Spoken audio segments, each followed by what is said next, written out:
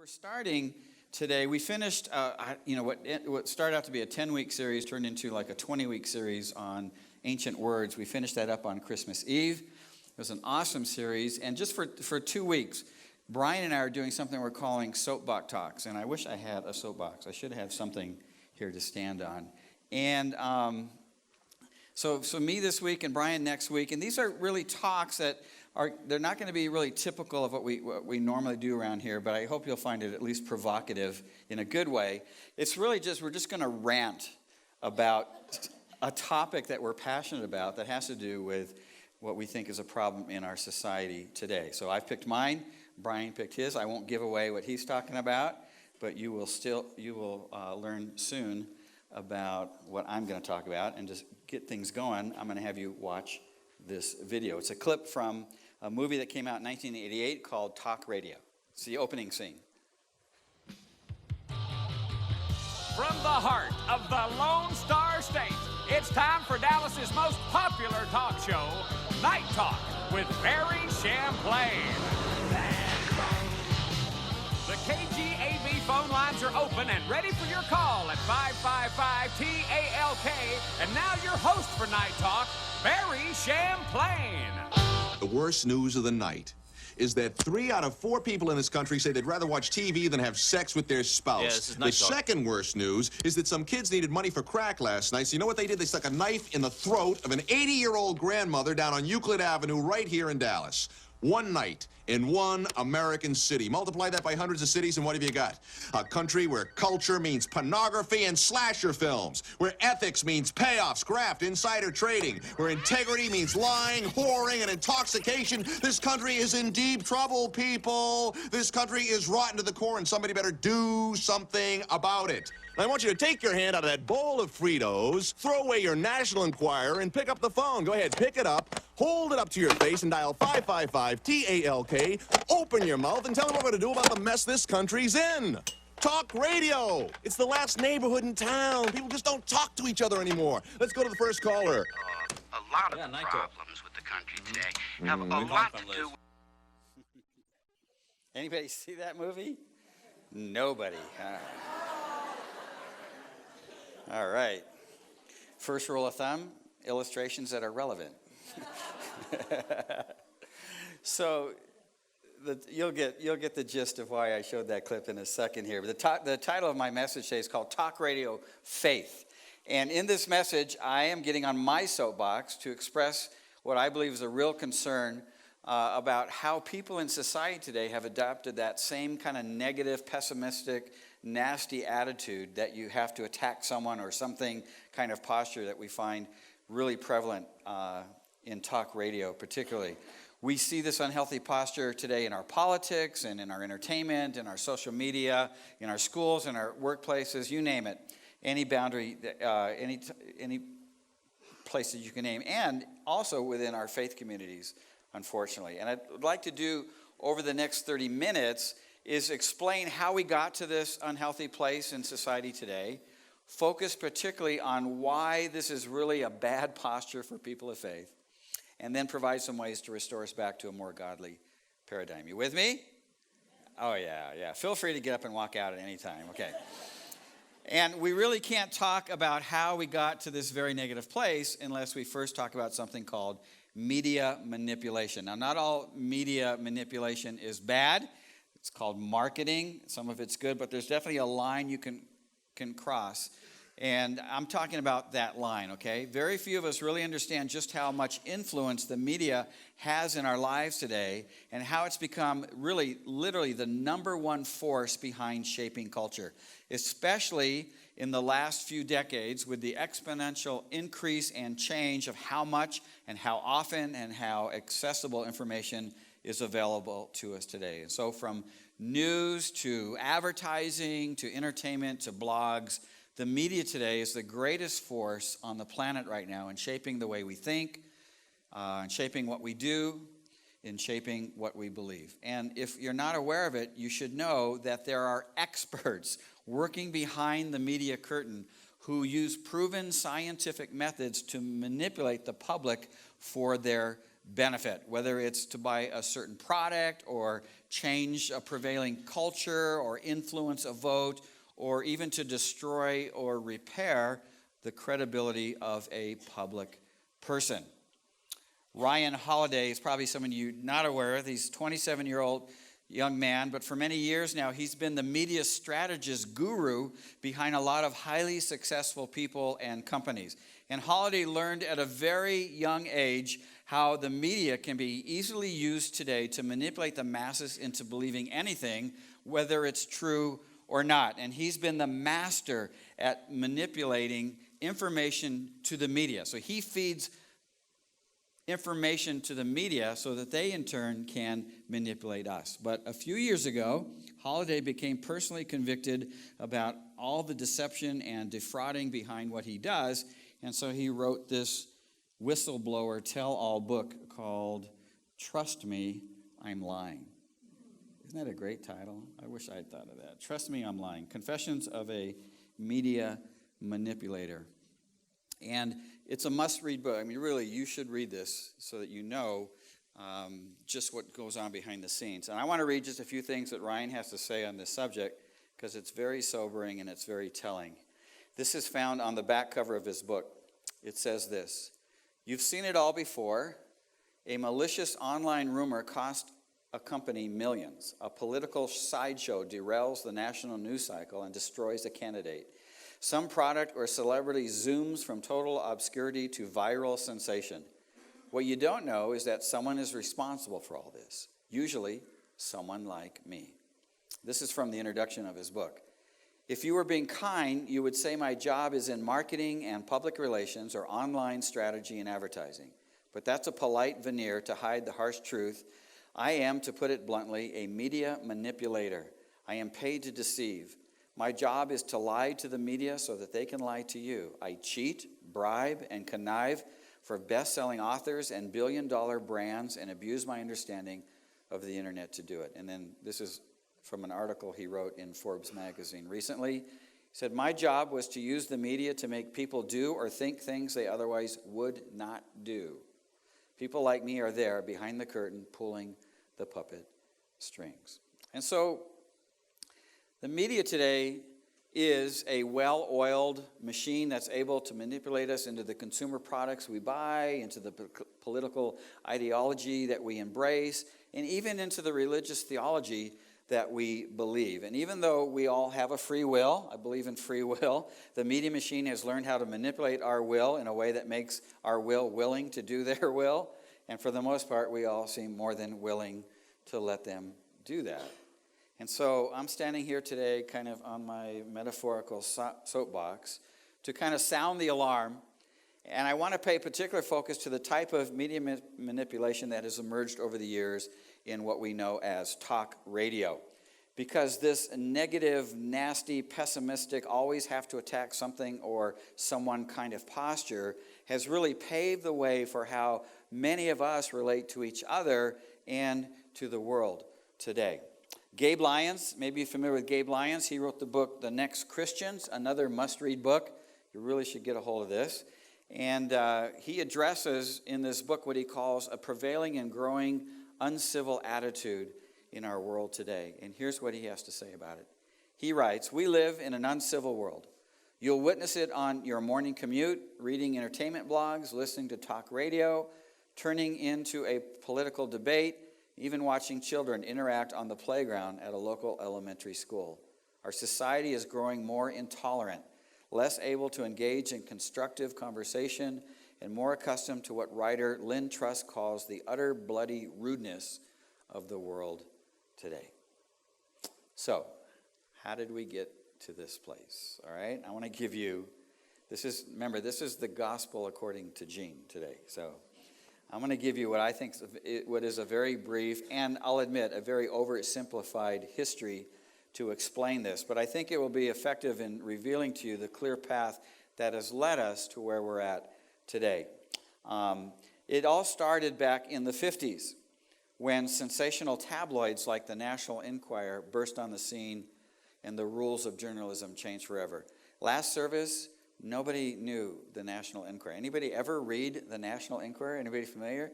Anybody see the movie Talk Radio? Okay.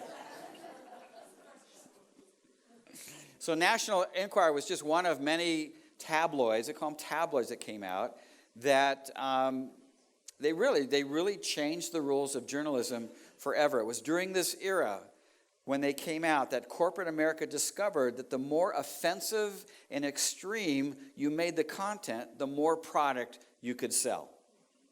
And the ethic of truth in journalism that had forever been the pillar of the journalistic community was now replaced for the pursuit of profit. There's been lots of others who have written about this topic. And even though there was little, if any, truth, headlines would be, a teenager impregnated by alien, read page 14. Those were the kind of headlines that you'd see. Even though there was hardly any truth, if any truth, in these tabloids, the public just gobbled it up like a crack addiction. I mean, they went from nothing to millions, selling millions of copies each week in really a short period of time. And not to be outdone, extreme radio shock jocks like Howard Stern's showed up in the 80s and were an instant success as well. The more extreme the content, the more people tuned in, the more ratings you got. But as successful as these radio shock jocks were, their audience base was limited because the content was still offensive to a large number of people. And so to overcome this ceiling issue, talk radio entered the scene. Rush Limbaugh, conservative talk show, went national in 1984, and his aggressive, scathing, sarcastic style of confronting liberalism became an instant success for both conservatives and liberals. Whether you liked Rush Limbaugh or not, or whether you agreed with him or not, the general public just couldn't get enough of his contentious style, and so everybody tuned in, and he literally became a super ratings phenom. Because of Limbaugh's success, a plethora of conservative and liberal talk shows followed, using the same aggressive, scathing, sarcastic style. Talk shows like Sean Hannity and Glenn Beck on the conservative side, and Ed Schultz and Rachel Maddow on the liberal side. And their main job was not to give their ideology, even though they believed in it. Their main job was to get more listeners. And they did this successfully by pitting people against each other in heated debates by using character and idea assassinations as their bait. Even television shows today like CNN and Fox have borrowed this template for their success, each channel spinning their stories to attract their particular viewing audiences. And the outcome of this kind of format is that it has created a very uncivil society where we use the same kind of nasty posture and where there's little tolerance or respect for a differing viewpoint. And it doesn't matter if we're liberal or conservative or Democrat or Republican, a man or a woman, black or white, religious or atheist, blue collar or white collar. Today, most of us climb into our little box of opinions and beliefs, and then we begin to attack and demonize those who hold different opinions and beliefs in our conversations and in our social media formats, as if we are the host of our own talk radio show. So I want to play for you a soundbite from a nationally syndicated conservative radio show. The host is named Mancal Mueller out of Chicago. Maybe some of you have heard him before. And in this soundbite, Mueller is challenging President Obama's faith as a Christian and is not so subtly suggesting that he is a closet Muslim. And even though the president has repeatedly said that he's a Christian, even though the Obamas attend church, they don't attend a mosque, this still gets repeated over and over again. But I want you to pay particular attention to this clip. I want you to pay particular attention to how negative and nasty and how this is just a character assassination type of posture, using tabloid-like half-truth, extremism, and sensationalism. And it's become pretty normative in our society today. And sadly, it's the kind of posture that's prevalent within many faith communities today. So listen up. Thank you for clarifying that. Do you love how they're really trying to reinforce this idea that he's not a Muslim? Iran is nuking up and he's against Israel. He didn't go to the Boy Scouts 100th anniversary. He skipped the prayer breakfast. He hasn't been to the church across the street from the White House that every single president has been to. But he had a Ramadan dinner and announced his support of Hamas with Ground Zero. Whenever he's out, because he doesn't want to confuse people. He demands that crosses are covered. He doesn't want any photos taken with him and a cross. I'm not kidding. He says he prays, yet he doesn't like to talk about it because, well, interesting. Listen, if this guy does pray, it's forehead on the ground facing the, that rock from 2001 Space Odyssey with his butt up in the air, if he does pray. I don't know that he prays to Muhammad or Jesus or... You know who I think Obama prays to? Obama. I think he's the ultimate narcissist. Oh, they're going on another vacation to Cape Cod, and we're paying for it. Interesting. Yeah. Now, this type of posture isn't a conservative media problem, because I could have easily played a clip from the liberal media with the same kind of posture. And this posture crosses over all theological and political and gender and ethnic and every other kind of boundary that we can name. And the main problem, listen to this, okay? This is the part where I really want you to tune in. The main problem with this kind of posture that should concern all of us who are part of a community of faith, you're here, so I'm assuming you're part of a community of faith, is that it is anything but godly. And it's a huge distraction from the way we are supposed to live in this world. So I'd like to give you some ideas on how we can combat this problem here in our church, in our lives, wherever it is that you are spending your time. So here it is, 3 things, okay? First of all, we need to recognize that we are all easily manipulated, because manipulation is as old as time itself. I mean, think about it. Not long after God created Adam and Eve, the serpent came to Eve in the garden and said to her, "Did God really say you must not eat from any tree in the garden?" Do you see the spin in this sentence at all? If you know the creation story, he's already spinning it, right? And of course, this isn't exactly what God said. It was simply the beginning of a cleverly designed strategy to manipulate Adam and Eve into doing something the serpent wanted them to do.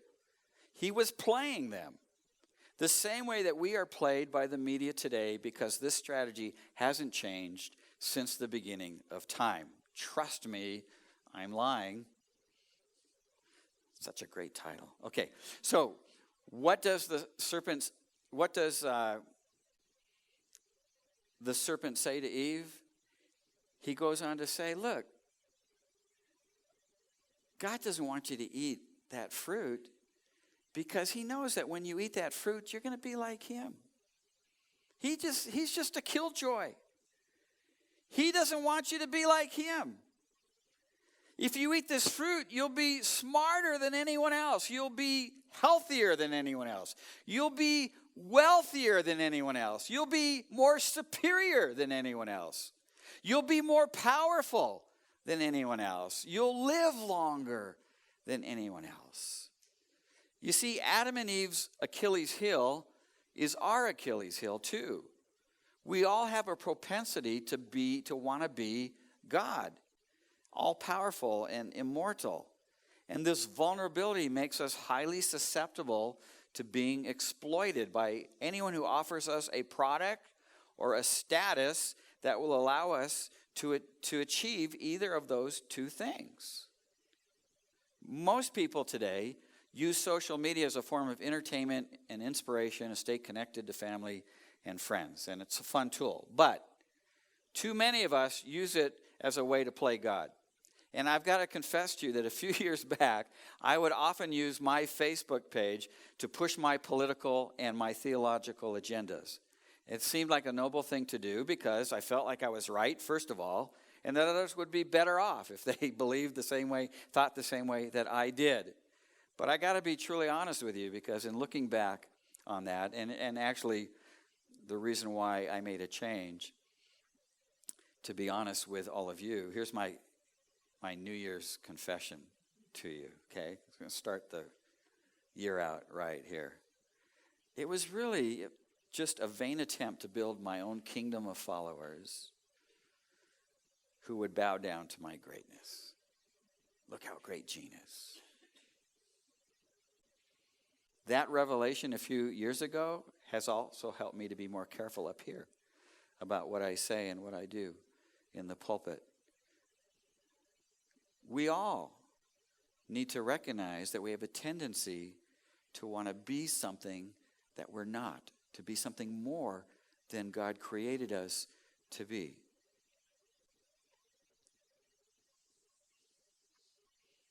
And so, since the definition of being deceived is that we don't know that we're deceived, do you know that? If you're deceived, you don't know it.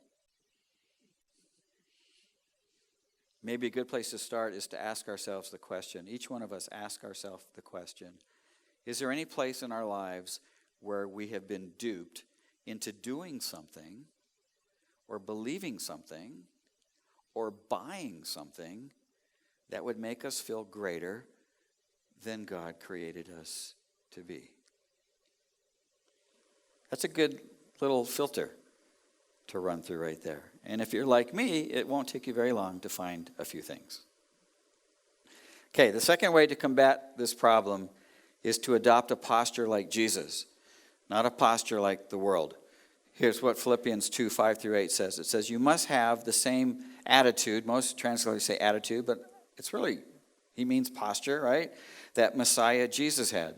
Though he was God, he did not think equality with God something to cling to. Instead, he gave up his divine privileges. He took the humble position of a servant and was born as a human being. When he appeared in human form, he humbled himself in obedience to God and died a criminal's death on a cross. Don't you think it's interesting? I find it interesting that when God came to earth, he left his high position behind and he came in the form of a humble servant. In other words, he left all that high and mighty stuff in heaven. And he came to earth as a lowly human being. Why? Because he was on a mission. He came for a purpose. And Jesus tells us about it in John 12:47. He says, I did not come to judge the world. I came to save the world. And Jesus loved to hang out with all kinds of sinners, didn't he? He always got in trouble with the religious community because he was hanging out with prostitutes and tax collectors and adulterers. And why? Because he was on a mission to redeem and transform their lives. Everything Jesus did and everything Jesus said was for their benefit, and so he was careful not to say or do anything that would distract himself or them from the main mission. Doesn't mean he didn't say some tough things once in a while, but it was always in the right context. Now think about this. I don't know if you know it or not, but the Roman government was one of the most corrupt and evil governments that has ever existed in history. And yet Jesus only had one thing that he ever said about the Roman government. Someone once came up to Jesus and asked him, should I pay taxes to the Roman government? It was a good question because the Romans did all kinds of evil things with the money that they levied against the people. Just think about it, where that money went to. And this would have been a perfect time for Jesus to say, heck no. You don't give those evil politicians a single shekel. You've got to make a stand against this kind of evil in the world, but that's not what he says. What he says to the man is, whose picture is on the coin? And he says, Caesar. So Jesus says, well, again, give Caesar what belongs to Caesar. So it must be his coin. Now, I don't know if Jesus said anything else about the Roman government, but it didn't make it into Scripture. For some reason, God only saw fit to record this one statement, and it was a positive statement at that. There's only one group of people that Jesus ever publicly criticized, and it was the self-righteous religious leaders of his day who abused their authority to take advantage of the people. he criticized the religious community.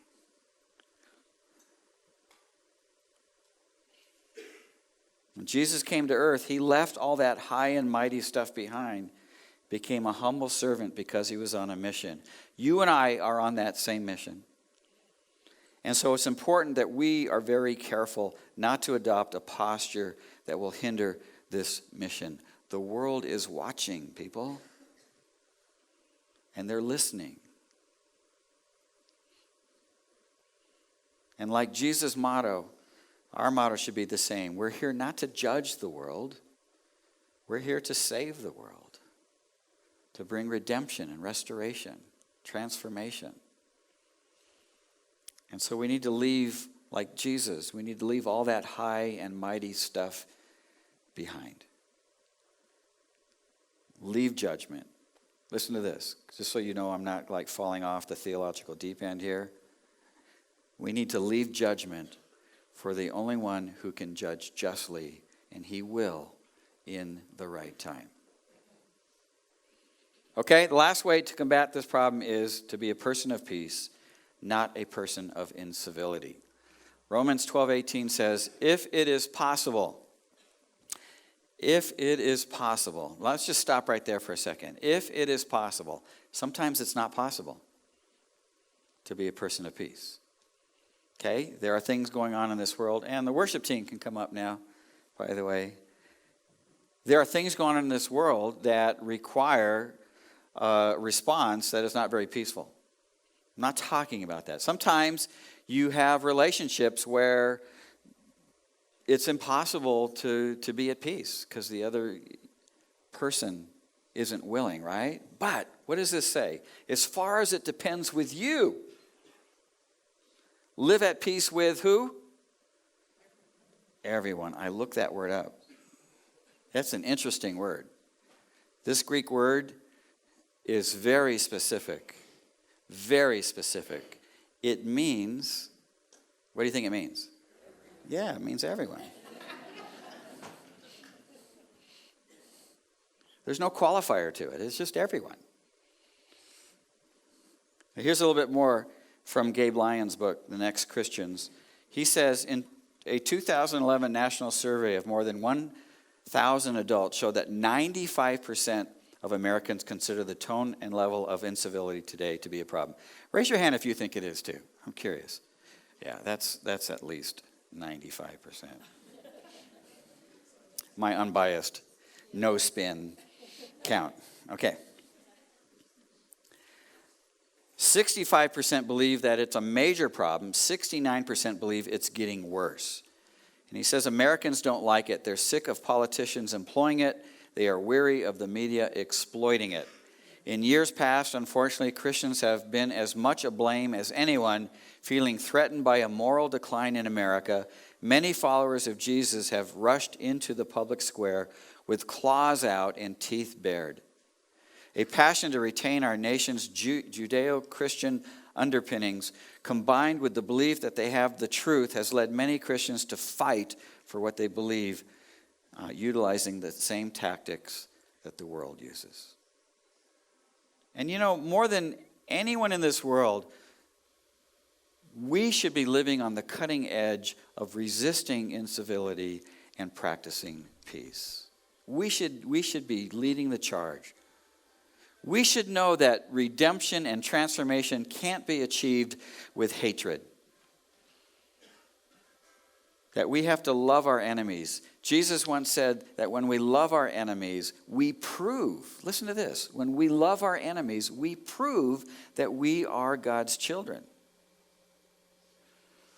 You see, God's ways are like flipped upside down. They're counterintuitive. They're topsy-turvy.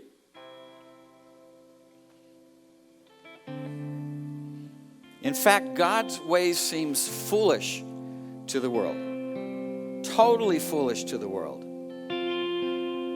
Because in God's economy, being poor leads to being rich, and being last leads to being first, and dying leads to a real life. And loving our enemies instead of hating them leads to real victory. Incivility does nothing to win people to faith. You might be right, but if you've been married for longer than a week, you know that in a marriage, if you want to be right, you are not going to be happy. Isn't it true? Well, at least one person's not going to be happy.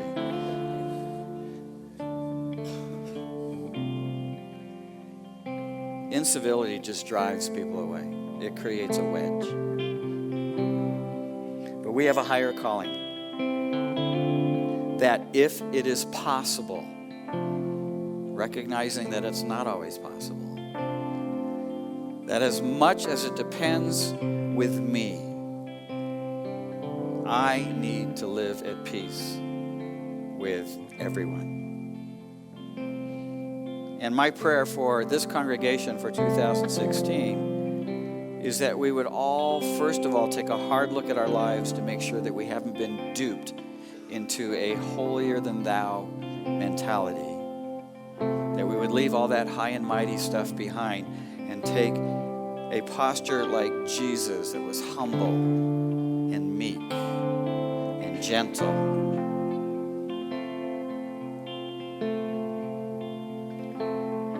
And make sure that we practice peace, not incivility.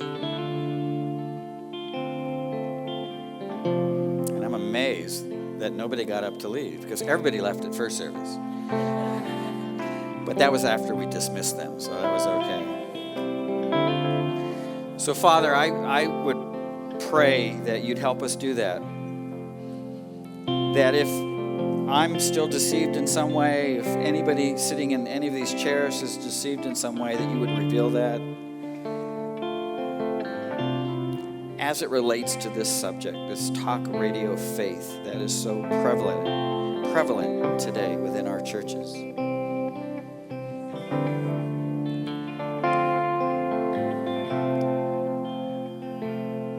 And I pray we would be willing to be fools for you,